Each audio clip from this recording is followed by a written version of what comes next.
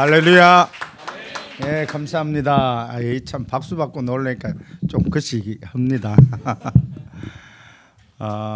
저는 여러분들의 기도와 또 주의 은혜 가운데 저는 암을 수술한 사람이지만 암 환자는 아니에요. 왜냐하면 이제 암이 없으니까. 그래서 암 환자는 아니고 그냥 암을 수술한 사람이에요. 그래서 회복도 잘 되고 있고, 오른쪽이 조금 그렇긴 한데 지지난주인가요? 갔더니 주치 선생님이 그거는 차차 풀리니까. 근데 생활하는데 전혀 부족함이 없고, 어쨌든 참 주의 은혜에 감사하고 또 여러분 지금까지 기도해 주시고 또 함께 해 주신 부분에 대해서 너무나 감사를 드립니다. 제가 목사님 말씀하신 것처럼 일본의 와카야마라는 지역으로 이번 주 목요일에 가게 됐습니다.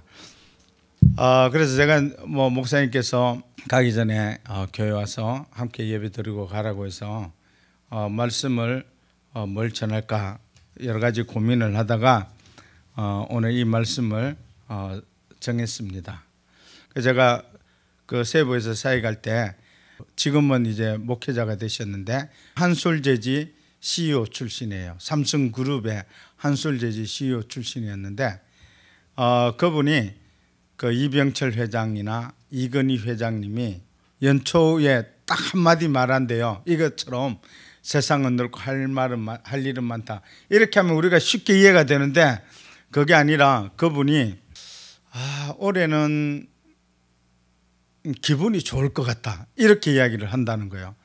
딱 말씀도 이렇게만 한대요. 이게 뭐가 하면 그분의 어록이라는 거예요. 그러면 그 사장단 회의에서 이렇게 딱 이야기를 하면 그 다음부터는 사장들은 고민한대요.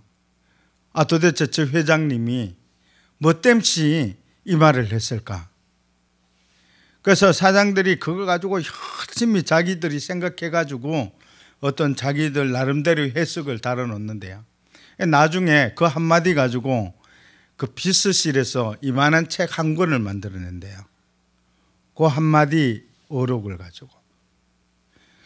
그래서 그 오너들이 한마디 하는 것은 가볍게 하는 것이 아니라 그 한마디 속에는 당신의 철학과 앞으로 이 한 해 동안 우리 기업이 나아가야 할 그 방향 모든 것을 그 한마디에 축약해서 한다는 거예요. 제가 그 소리 듣고 참 놀랐습니다.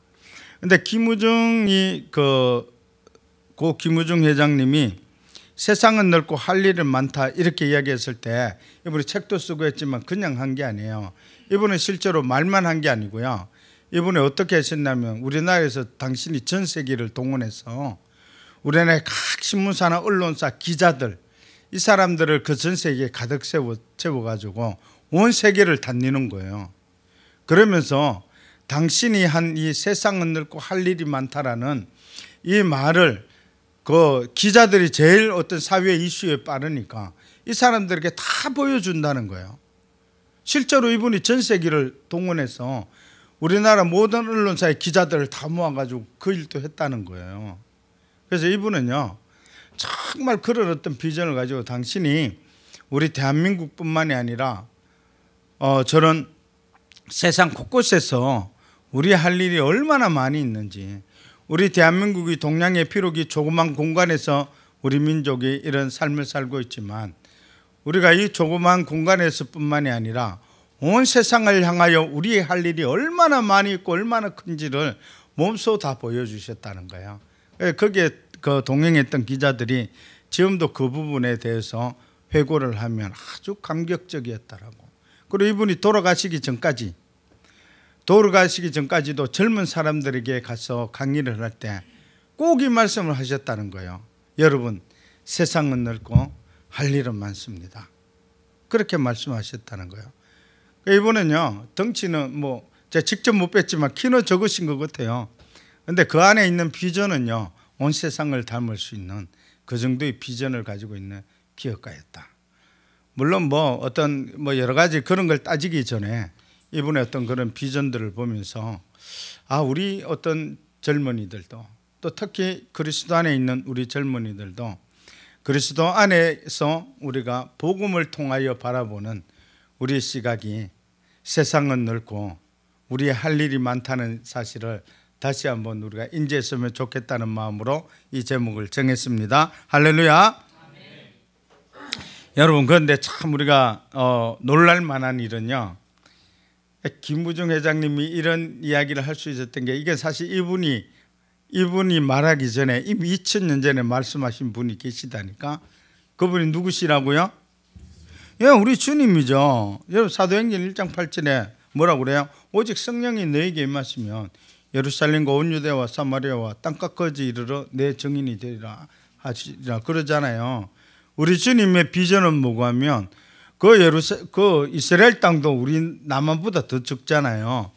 그렇지만 예수님의 마음은 뭐고 하면 여러분, 온 세상을 품는, 아니 온 우주를 품는 그분은 하나님이기 때문에 그런 비전을 가지고 계신 거죠. 그래서 그렇게 말씀하시고, 그것을 오늘 마태는 더 구체적으로 오늘 마태복음 28장 18절에서 20절 우리가 읽었던 본문에서 구체적으로 예수님이 말씀하신 부분들을 말씀하고 계신 거죠. 그래서 여러분, 이 비전은 2000년의 시공간을 뛰어넘어서 오늘 우리에게도 주신, 왜냐하면 이 하나님의 말씀이 지금도 살아 운동하는 그런 하나님의 말씀이기 때문에 이 말씀은 오늘 우리에게도 동일하게 주어지는 사명이요 또 하나님의 명령이기도 하다는 사실입니다. 오늘 본문의 또 다른 중요성을 생각해 본다면, 주님께서 이 말씀을 언제 하셨어요? 돌아가시고 나서, 부활하시고 나서 그 다음에 40일 동안 이 땅에 있다가 언제 하셨어요? 하늘 올라가시기 전에, 오를 성자 하늘 천자, 그래서 하늘로 올라가시기 전에 마지막 순간에, 그래 예수님이 이 땅에서 최후의 마지막 순간의 일성이 뭐예요?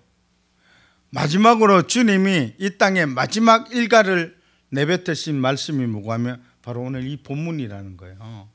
그러니까 여러분, 오늘 이 본문은요 보통 말씀이 아니에요.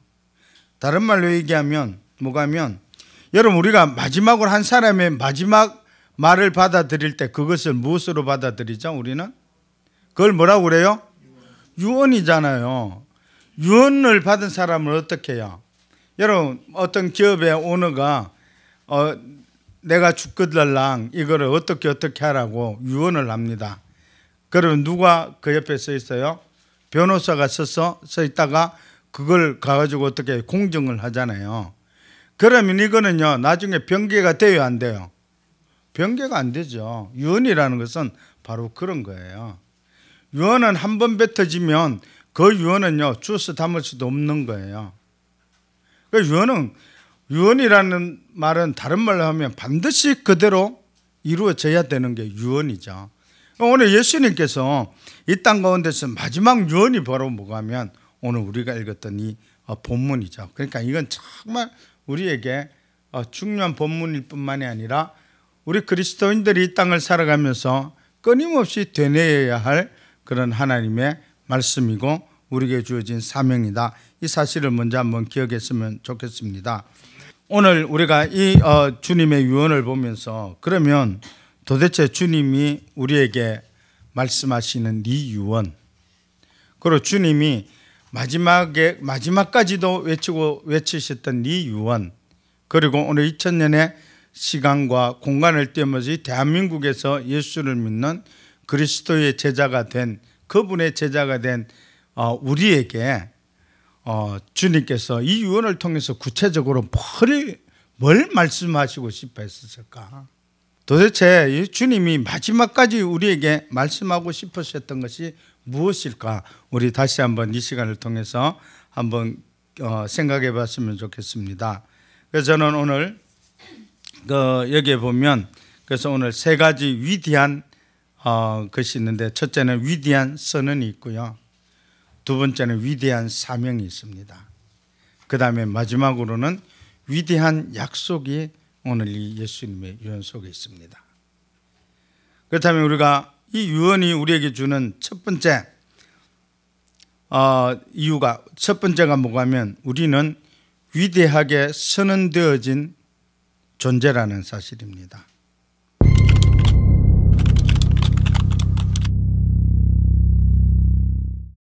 여러분은 자기 자신이 어떤 존재라고 생각하십니까? 여러분은 내 자신이 어떤 사람이라고 생각하세요? 저는 사실 만나본 사람들 중에요, 자기를 그렇게 비하시키는 사람들이 그렇게 많은지 몰랐어요. 자기 자신을 자기가 그렇게 비하시키는 사람들이 얼마나 많은지 몰라요. 여러분은 여러분 자신을 어떻게 생각하고 계십니까?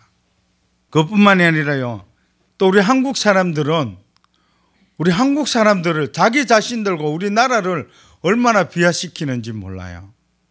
여러분, 제가 미얀마에 있었잖아요. 미얀마에 우리가 가서 이제 아파트를 구해서 갔더니 우리 집 앞에 그 일본말을 하고 한국을 아주 좋아하는 가정들이 있었어요. 그 가정이 있었거든요. 그래서 우리 집에 미얀마 사람이 찾아오면 우리 미얀마를 말을 못하니까, 그러면 하여튼 사람들 누가 찾아오면 그 집에서 제일 먼저 문 열고 나와요. 혹시 우리하고 커뮤니케이션이 안 돼서 우리가 어려움 당할까 봐 자기들이 먼저 튀어나와요. 그래가지고 우리가 미얀마 말 못하는 걸 자기들이 다 대응해서 통역해주고, 정말 하나님이 그렇게 우리에게 그 조력자를 붙여주셨어요. 그런데 거짓말 그런 게 아니에요. 미얀마 땅에 가면 있잖아요, 미얀마 땅만이 그런 거 아니에요. 동남아시아나 세계 어디, 지구촌 어디를 가더라도요, 우리가 한국 사람이라고 하면 외국 사람들이 우리를 어떻게 생각할 것 같아요? 일본 와서 그러면 잘 안 그래요. 우리가 처음에 일본 가서 우리 애들이 뭐 한국말 하고 다니면 여기 일본인데 왜 한국말 하냐고, 일본말 하라고 막 그렇게 위협도 했다고 하는데, 나중에 연사마 뜨니까 그냥 그 할머니의 아줌마들도 다 미쳐서 그냥 뻑 갔지만, 어쨌든 여러분, 세계 지구촌 곳곳에 갔어요. 특정한 나라 이외에 여러분, 우리 한국인이라면 외국 사람들이 어떻게 생각할 것 같아요?